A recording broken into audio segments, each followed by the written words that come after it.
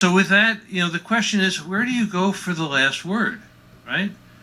So it occurred to me and some of my organizing colleagues that maybe the best place to turn would be to really the leading peace and disarmament organization in the United States, Peace Action, and to its president, Kevin Martin, who I've had the privilege of working with all the way back to when he was leading Peace Action in Chicago. I think that's over 25 years ago. Kevin asked me to keep it short, but simply to say he's provided extraordinary leadership not only for our nuclear disarmament movements, but for our non-intervention movements opposing U.S. wars, and works for racial and social justice. So with that, I want to give Kevin the floor, and simply to say he said that he really doesn't need to speak, he just needs to look at his t-shirt. Normally I'd wear a suit and tie to an occasion like this, but I thought maybe this will shorten my remarks so we can all enjoy the rest of the evening. Thank you so much, Joseph, and to all of you. And I also want to second a thank you to our interpreters, because it's kind of like they talked about Ginger Rogers would dance with Fred Astaire, but backwards in heels. That's also what interpreters have to do for things like this, and they're very good at it. So I'm very grateful to be with all of you here today in New York, away from Rome on the Potomac, where something happened yesterday. I don't know. Most people call it Washington, D.C., but I jokingly call it Rome on the Potomac. I don't think I need to tell any of you how awful the politics of our nation's capital are, though it is a lovely place to live with a beautiful, diverse population of people from all around the country and all around the world. So for me, and I thought about this a while leading up to this weekend, the NPT Review Conference taking place at the United Nations feels to me like an alternative universe, a glimpse of the world as it ought to be, where there is comity and diplomacy between nations, and treaties and international law are respected and upheld, in stark contrast to the U.S. federal government in Washington, the belly of the beast of the war machine, where seemingly only military might, war, threats of annihilation, and violence rule. And Washington, as we've heard today, is sadly far from the only national capital that operates thusly. However, people all across this country have rejected the foolish, senseless, stupid, pointless, did I say stupid, illegal war of aggression by the United States and Israel against Iran, and also the genocide against the people of Gaza, as well as the attacks on the West Bank and Lebanon. And just about 10 days ago, 40 of the 47 Democrats in the United States Senate voted to stop sending Caterpillar bulldozers to Israel, and 36 of those 47 voted to stop the transfer of 12,000 half-ton bombs to Israel. Now, monolithic support in the Republican Party for continuing to arm Israel prevented those joint resolutions of disapproval introduced by Bernie Sanders, who I can't help but say is a poor man's Jeremy Corbyn. I don't know if Jeremy's still here or not. I don't know.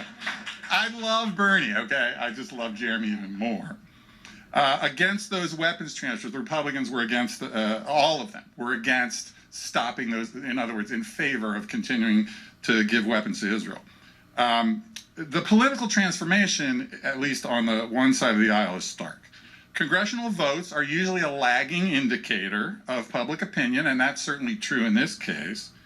And the recent Iran war powers resolutions, again, were almost entirely partisan, with Democrats, except for one or two actually, opposing the war, and Republicans continuing to support it, other than just a few members of Congress. What was significant about the joint resolutions of disapproval to stop the transfer of bulldozers and bombs, and of course those bulldozers are used to illegally demolish Palestinian homes to expand more land for Israel in its land grab, and the half-ton bombs, again, 12,000 half-ton bombs.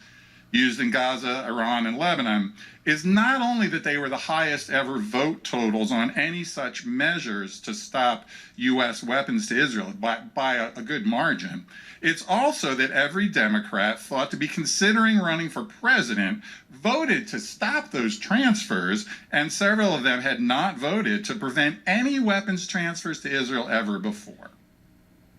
Perhaps most notable was Cory Booker from New Jersey, across the river, whichever way the river is here, previously a staunch supporter of arming Israel to the teeth. He did not suddenly become a dove on this issue. His constituents in New Jersey, including I think some people here today or will be with us, have organized, agitated, and pressured him incessantly over the last few years. And I was proud twice to be part of very strong delegations of Palestinian Americans and Muslims who pressed his office and his staff very hard on these issues. And Cory Booker, and he's not the only one, but he certainly has realized that if he wants to run for president, and he would be a terrible president, I'm not endorsing him for president, and that's not the point, okay? The point is, if he wants to run for president, he has to get on the right side of the base of the party, the Democratic voters who want an end to the MAGA wannabe fascist policies in the United States. Thank you. Without overplaying the significance of these votes in Congress that I'm talking about, what used to be a bipartisan consensus of almost unquestioned political and military support for Israel on Capitol Hill has changed dramatically because of persistent, unwavering pressure, so that Israel can now count on only a handful of Democrats to keep the flow of weaponry going to Israel. And that's because of our changing public opinion in this country. Now, I can't guarantee this momentum we have created will be sustained, nor would I state with great confidence that we in the U.S. and elsewhere will overcome the war machine's relentless push for ever higher budgets, while human and environmental needs are neglected and ever more catastrophic conventional and nuclear weapons are designed. But as the great Stephen Stills wrote, and I believe this applies to our work for a better world, rejoice, rejoice. We have no choice but to carry on. I could have sung that, but I decided not to, and my singing voice is sometimes good. As many speakers today have noted, we convene at a startlingly perilous time in global affairs, and I read with interest the commentary by the NPT Review Conference's chair, Dong Hyo Viet of Vietnam, in the Journal of the Diplomat just last week. His article was entitled, "Why the 2026 NPT Review Conference and Diplomacy Must Not Fail." And I want to read a little bit of his commentary. "A profound deficit has corroded the very foundations of international cooperation. International law is seen as binding only on the weak, while the powerful act with impunity. Sovereignty and territorial integrity are treated as negotiable. Nuclear powers neglect their disarmament commitments while demanding that others uphold their non-proliferation obligations. Non-nuclear weapon states grow ever more skeptical of a regime they perceive as fundamentally discriminatory." And his piece concluded with the following: "The diplomatic path is demanding, often frustrating, and rarely produces the dramatic breakthroughs that capture headlines, but it remains the only path that does not court catastrophe.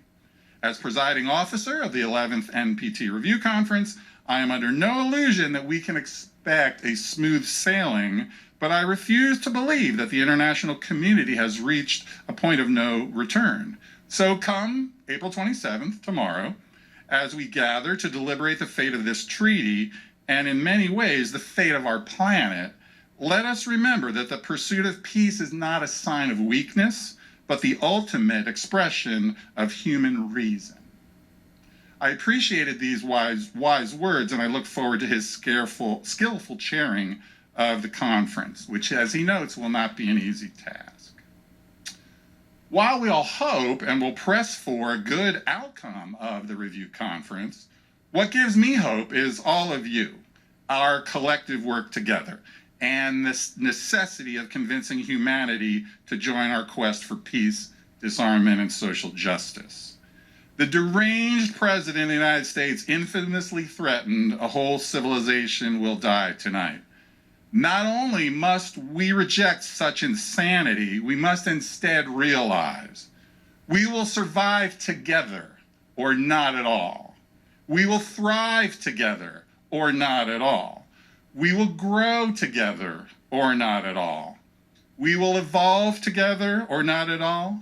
And we will live together or not at all.